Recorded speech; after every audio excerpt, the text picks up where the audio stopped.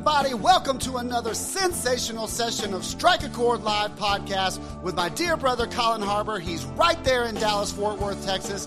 I'm Marcus Ellis. I'm here in Pensacola, Florida. Collin, why don't you tell him who we are? We are two lifelong friends with a love of baseball, music, motivation, and inspiration mixed with a little bit of nostalgia, culture, transformation, and fun. And we want you to take the journey with us. This is Strike a Chord Live podcast.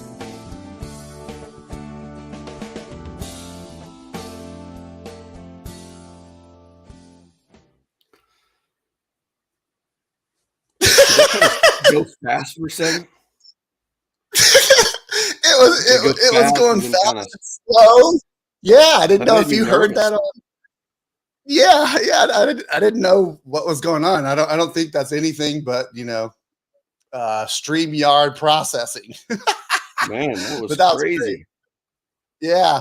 Well, good morning, everybody. Welcome to another sensational session of Strike a Chord Live podcast. Today is May 5th, 2023. A lot of people say it is Cinco de Mayo. It is Cinco de Mayo. Everybody take care and all that good stuff. And man, I was watching some memories of us, and I forgot about that thing that I used to do. Oh, when you used to do that to kill the time. Yeah. So we don't have to do that anymore now that we've upgraded to, StreamYard. But man, what's going on? How are you? I'm doing great. Just another day in paradise. I see you got your red shirt. This is unintentional, the red shirts.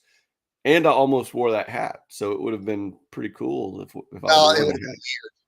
It would have been weird at that point if, we were wearing the exact same thing. Weird and cool, maybe. Well, man, I want to acknowledge something. I'm going to throw a picture up. I had a memory this morning of you and I 2 years ago with our dear sister, Heather Ivey, who passed in the summer of last year. And I miss Heather dearly, man. She was one of my great closest friends from the Rise and Grind group. She sent me that scarf you see me wearing there in that picture. And one day, man, I was talking. Her dad and her family owns a vintage toy company, and they restore vintage toys. And I was talking about my favorite toy when I was a kid was that Evel Knievel motorcycle thing where you wound it up and then Evel Knievel went. And Heather was so sweet. She sent me one of those. But the cool thing about it, it was thoughtful. She said, I was going to send you one new in a box, but I knew you wouldn't open it. So I'm sending you one that's ratty, and so you can play with it, and it's really cool. So I miss Heather dearly, so I wanted to acknowledge that. There's a lot of folks that have passed through the Strike a Chord Live family that have gone on. My coffee mug right here was given to me by my dear brother T. Al Phelps, who passed away a couple months ago. So man, life is short. Live it to the fullest. We miss you, Heather. We miss you, T. Al, but I just wanted to throw that out there because I was thinking about my dear sister there. So. Yeah, that was a great memory, and that was great having the just the whole her walking around the store, the shop. They restore those vintage toys. I mean, that's a really cool thing that they do. We were looking at national days today, and one of the days for today. There's a lot of them, like I said, Cinco de Mayo. But one of them is National Silence the Shame Day. And I didn't get into the details about, what silence the shame meant, but it kind of goes along our topic that we're going to cover today. It does. And, shoot, if we would have known that, we would have had Tamara Andrus on, because she is the queen of the shame killers, man. She writes about it in her books and all that good stuff. But today, what are we talking about? We're talking about self-talk. The power. Well, I don't know if we're talking about the power of self-talk. Well, it is extremely powerful. It's how we talk to ourselves. The first thing that came to mind, and I think I've mentioned it before on the session, is when Chris Farley was interviewing Paul McCartney. I've thought about that 10 times. Yeah. This morning. Yeah. It's so funny. Do you remember when you were in the Beatles? He's like, so down, and he beats himself up on it. So every time that I have that self-deprecation habit starting to creep into my mind, I think of Chris Farley. It's like, don't Farley this thing, man.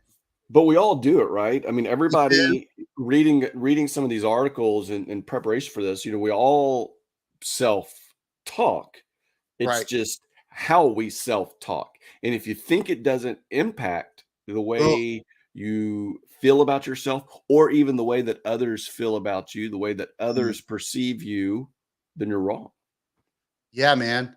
Uh, yeah, I think we talked about this, that there is a small percentage of, I think not small, I think it's like 33% or 20%, but there are a percentage of people in the world that do not have a voice in their head. Isn't that crazy?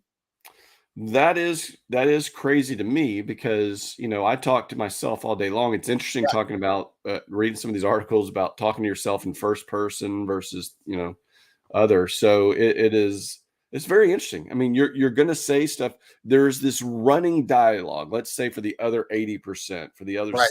7%, there's this running dialogue inside of your head. What are you telling yourself? What are And you what does that look like? saying to yourself? Yeah, Is the what does question. that look like? Yeah. I'm 51 now. I'm getting on up there in age, as they say. I know you're a little bit younger than me. Not really, Well, but I'll be 51 in August.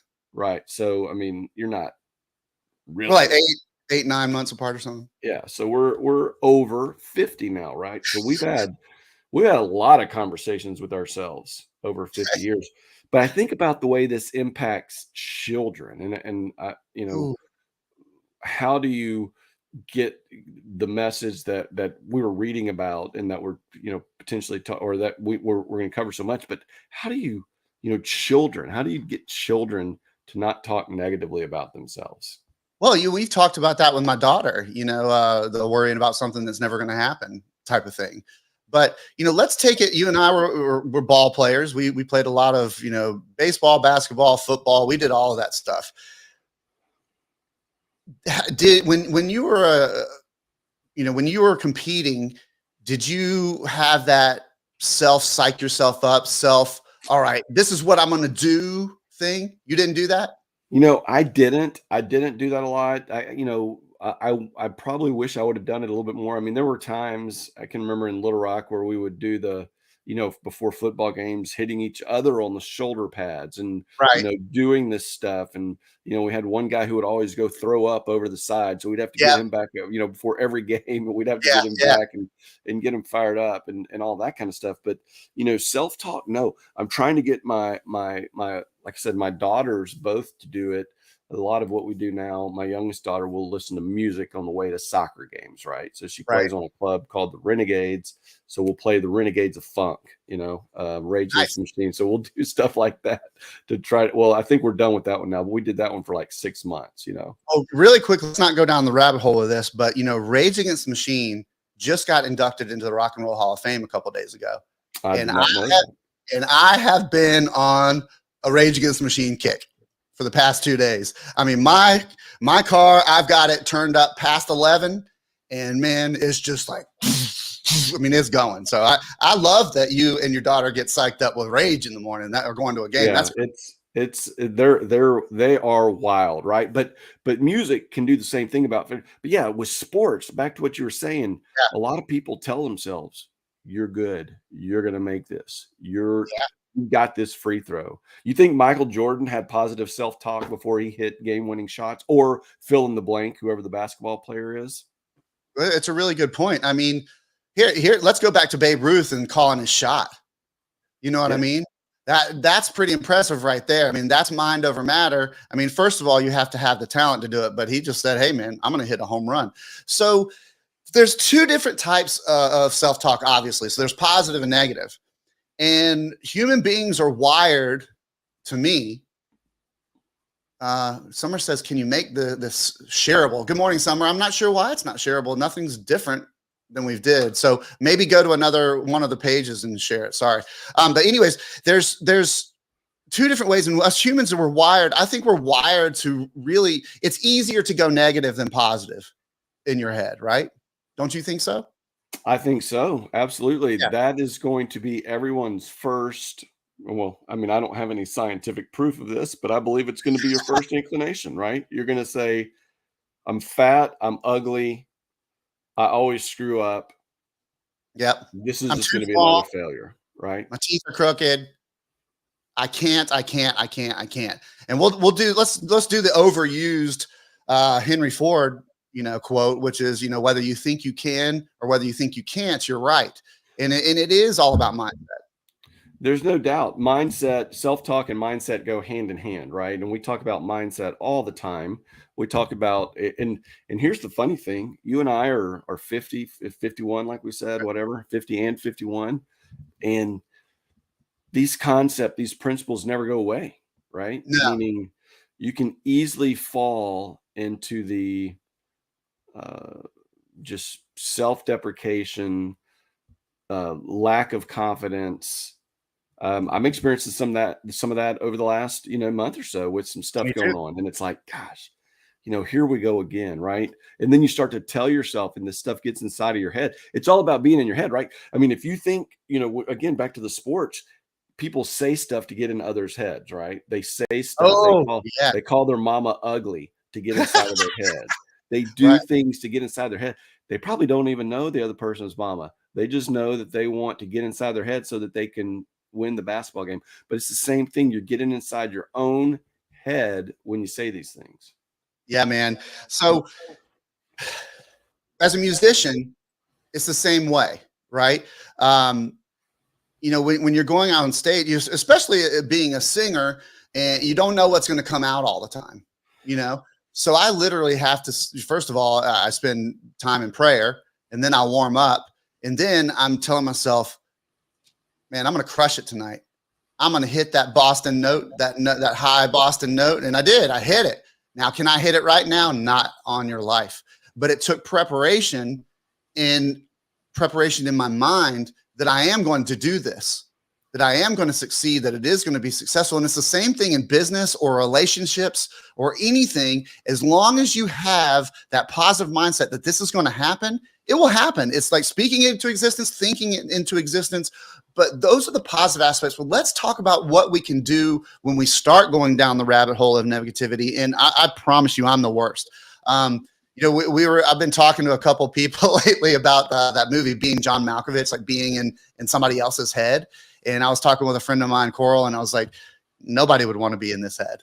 You know what I mean? Nobody, because this is that hamster wheel, right? How do we tame that hamster wheel in our head? How do we tame the self-deprecation? What do we do, Collin, to change the narrative in our head?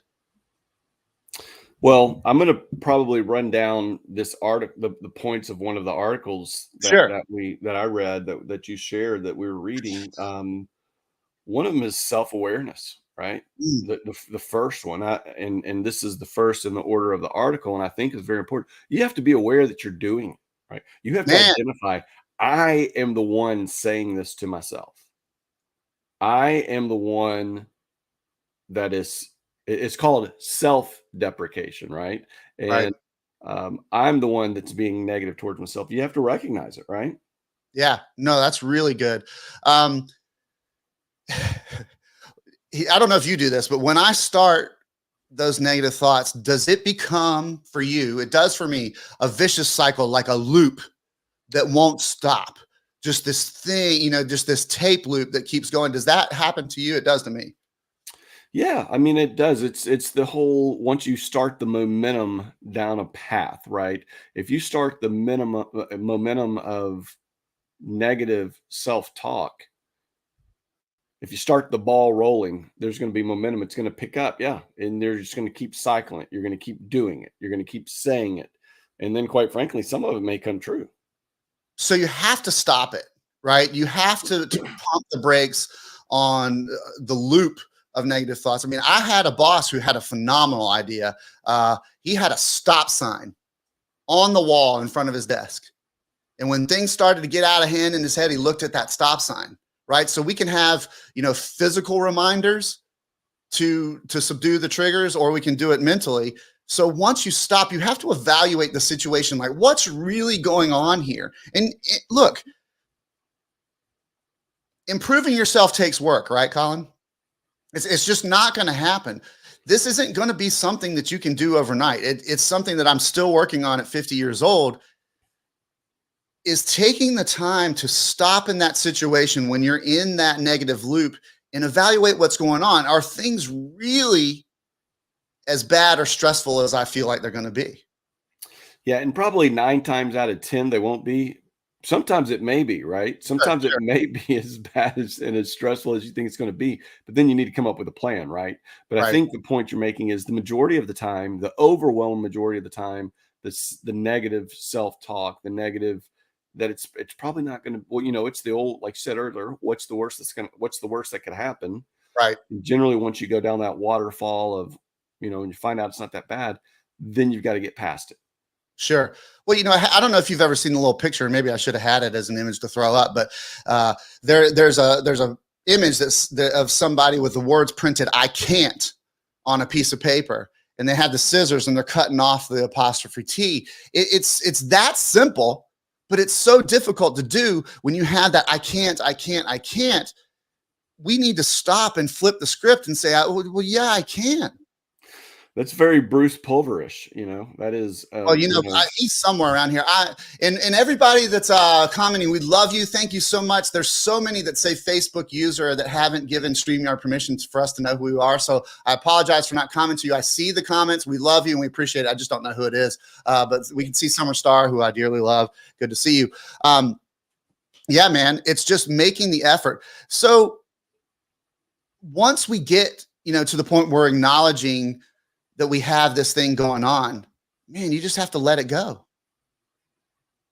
You just have to let it go and find the lesson in the situation that you're in, right? And once again, that takes work. You have to think about it. You have to actively do things within yourself, whether that be sit down and meditate, sit down and pray, go for a walk, go for a run, Yeah, don't. well, I'm thinking this is the hard part. Just let it go. And Yeah, even in the article, it says, "Hey, you just have to stop the thought." Okay, well, gee, if it was that easy, right? right. If I could, then I'll just stop the thought there. Well, Oh, for some people, it is easy.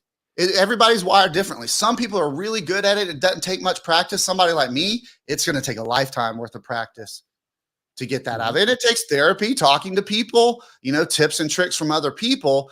If this is going on and it's something that you feel like you can't control or you can't do, reach out to somebody, talk to somebody about it. I'm sure they would have some words of wisdom for you. Well, yeah. I mean, there's no doubt you could get professional help. I just think it's funny that stop the thought. Okay, there, it's over. Episode's over. If you have negative if you talk to yourself negatively, just stop the thought. Well, Actually, it gives techniques, right? I mean, there's techniques and all that, but there was, but you were talking about failing. What if you just go ahead and allow yourself to fail? We talked about fail forward. What does fail mean? First attempt in learning. There's an acrostic for you. yeah. That's the first attempt. I'm sure you've seen this graphic before, but in business, in sales, that you and I are both in business and sales, I believe 80% of sales are closed at 12 asks. So you've had 11 no's before you get that. So, percentage wise, the ask goes, it gets higher the more you ask. So really, we have to be prepared to fail. We have to be prepared to hear no, and then learn from those experiences and move on. And then stop the thought. Yeah. No, just kidding. There's no doubt. Yeah, it's all about learning. And so I think that what we're trying to say here too, and what we both said is, hey, we don't have the solution 100% of the time, because Nobody it does. happens to us. Sometimes Right. we fall into this, I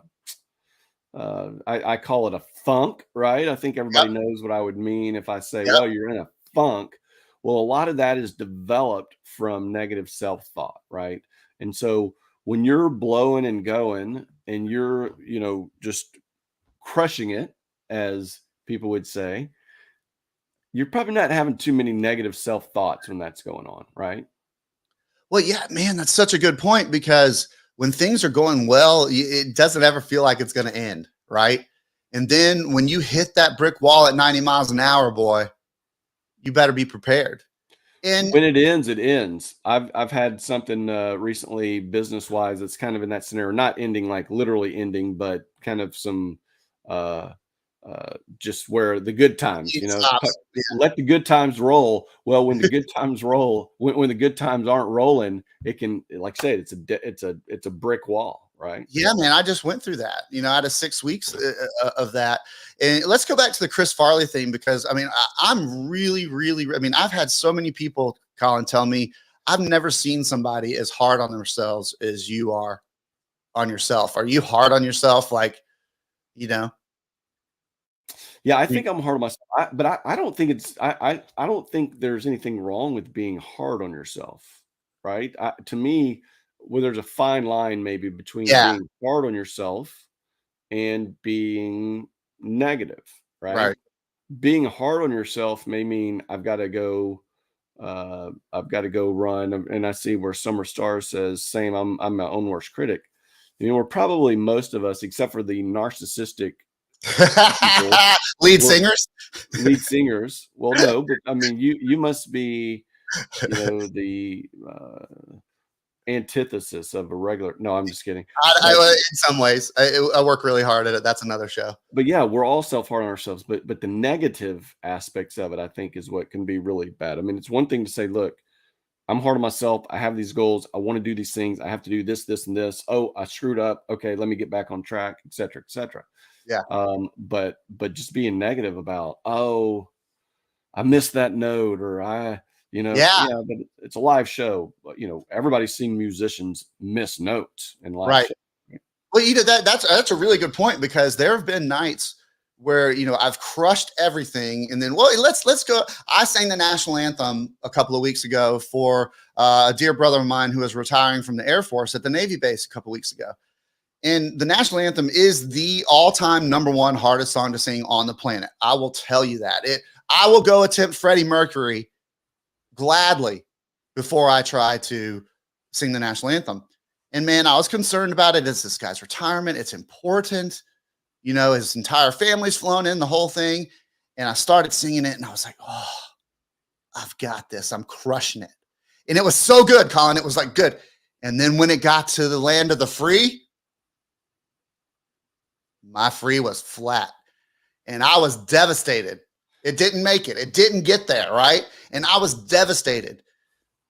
Nobody noticed. Nobody noticed. There's been nights where I've been on stage and I've crushed it all night long, and I had one bad note that ruined my night, and nobody noticed.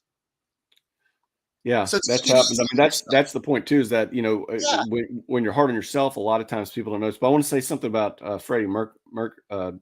I was just sorry. I was just on TikTok the other night, and TikTok.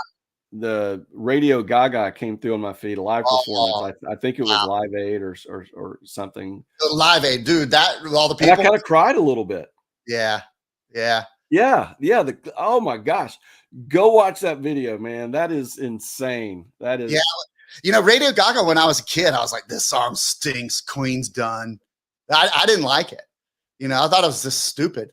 I haven't heard the song in 25 years, 30 years, yeah, however long. And then that performance popped up, and I watched it, and then I actually looked it up on, researching the song and all that. So it's just great, just great. Yeah, well, this is the nostalgia portion of the show, but have you seen that Live Aid performance? I mean, talking about having command over your audience. Have you seen the part where he's like, no, no, no, no, no, no, no, no, no, and Yeah. I mean, it's 120,000 people, responding to that. So that's a really good point to bring up Freddie Mercury, because, he never had his teeth fixed intentionally because he knew it would change the tonality of his voice. He was very self-conscious about his appearance, but he eventually reinvented himself and told himself that he was as beautiful as he was, and then came out. We were talking about, take it easy on yourself.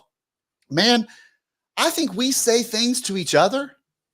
I mean, I think we say things to ourselves that we would never say to each other. I would never talk to somebody the way I talk to myself. So why do we do that? Well, that's interesting. if people who talk to themselves and talk to themselves in their head silently, let's say, Yeah. say it out loud to yourself and see what it sounds like. And then Ooh, then yeah, that's a then they great mi- step. then they might think, "Oh, wait, maybe I shouldn't be saying that to myself," because like you said, you wouldn't say it out loud to somebody else. Right. So why would you say it out loud to yourself? So that's another pro tip takeaway. Evaluate how you're speaking to yourself in your mind or your heart or whatever that is. And then ask yourself, would I talk to my child this way? Would I talk to my partner this way? Would I talk to my mom this way? Right. And pretty much 99% of the time, the answer is going to be no, unless there's an issue with you, you know? And so, I mean, too often, man, we're preoccupied with achieving our goals, right? And you and I talked about changing the vernacular of goal to target. And why we do that, because if you hit the target, you don't have to hit the bullseye, you still hit the mark. But if you don't hit your goal, you failed in your mind, right? So we need to be conscious to be kind to ourselves at that moment, right? And practice being kind to ourselves. And here's another point that I was going to make, and Summer just put it down there. She said it's like looking to a mirror. Doug Stutzman challenged me. Ryan Austin challenged me every morning to get up in the morning and look at myself in the mirror and go, "You're a baller," and high five yourself in the mirror, And right? doggone it, people like you. Come on, Al Franken. You got to That give yourself that at the end of every time you say it. And doggone it, people like me. that skit still is the best. With the Michael Jordan and them trying not to laugh, you know. One other nostalgic thing, you know, it's Carol Burnett's 90th birthday, and there was a 90th birthday special on there. Man, the best part about the Carol Burnett show was when Harvey Korman and Tim Conway just started cracking up, you know, laughing in the skits. But I digress, you know. So, what's another tip? You know, how can we change that thought process in our head? What in the 3 minutes we have, do you have anything else? You know, I have a couple of things. Why don't you give one of your All right.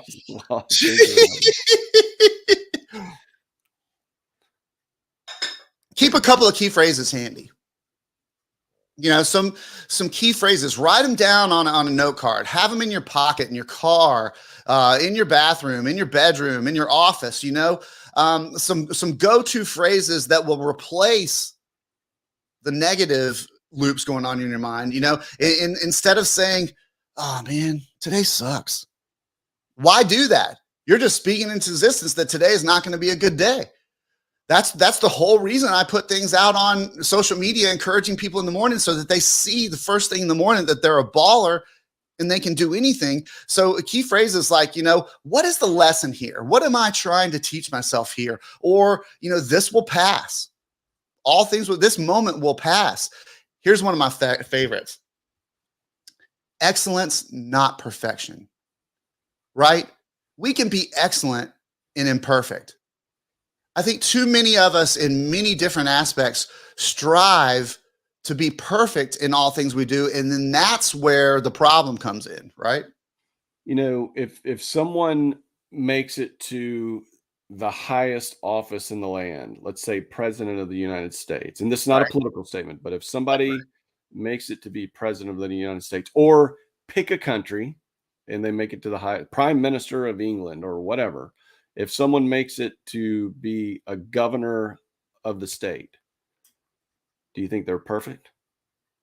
Oh, come on. Or do you think they're excellent at their craft? You know, I'm just making Right. your point here is, and again, I get it. People have different political opinions.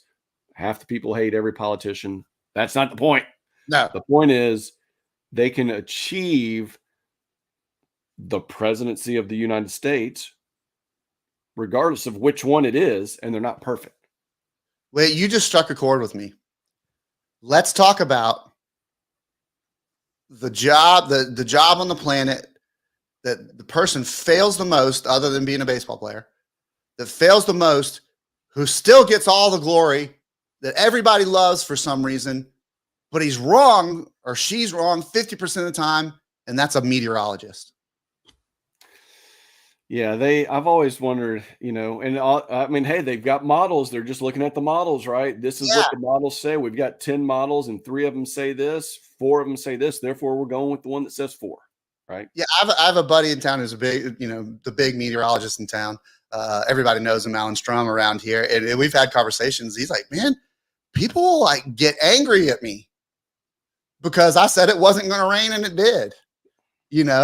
Right? I'm one of those people. I hate to break the news to you.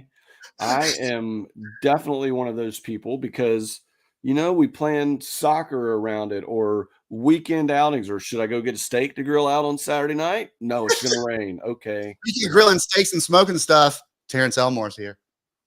Love you, Yeah, Terrence. that's right. The Browns. I see him on there. Yeah, and I think he's got a new book, or I've seen something We're gonna have on. to have that back on. Yeah, drop it in the comments, man. But yeah, so like, meteorologist has a tough job, man, because you just don't know. You're wrong a lot of the time. But my buddy Alan, he says, I do the best I can. And that's the same thing as you. Do the best you can. Stop the negative loop in your head. Have some key phrases. Even just for our 4-year-old, and she's a master at this. She's great because she's got her daddy in her and she flips out like her daddy does.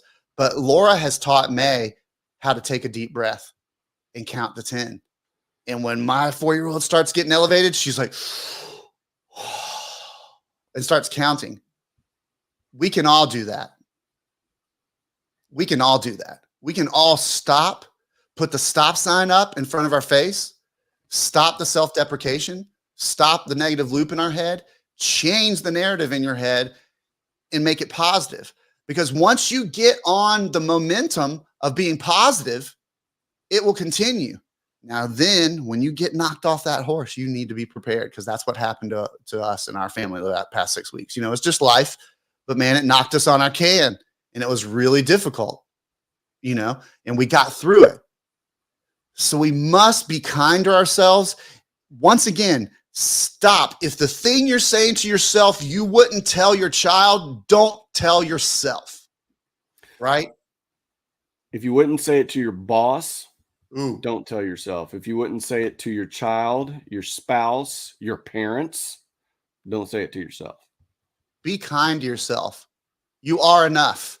You're amazing. You can do anything that you set your mind to. How do I know that? Because this guy can do it. And if this guy can do it and that guy can do it, you can do it. Right? That's right, Marcus Ellis. Is that your TikToker? Is that your reel? I think so. I've got to, I know we're at the end here. I've got to start. We're behind on podcast production. Okay, let's just throw it out there. What are they called? Intern. We need an intern for Strike a Chord Live podcast to break up our clips and to post them on the TikTokers and the reels and all that good stuff that the kids love.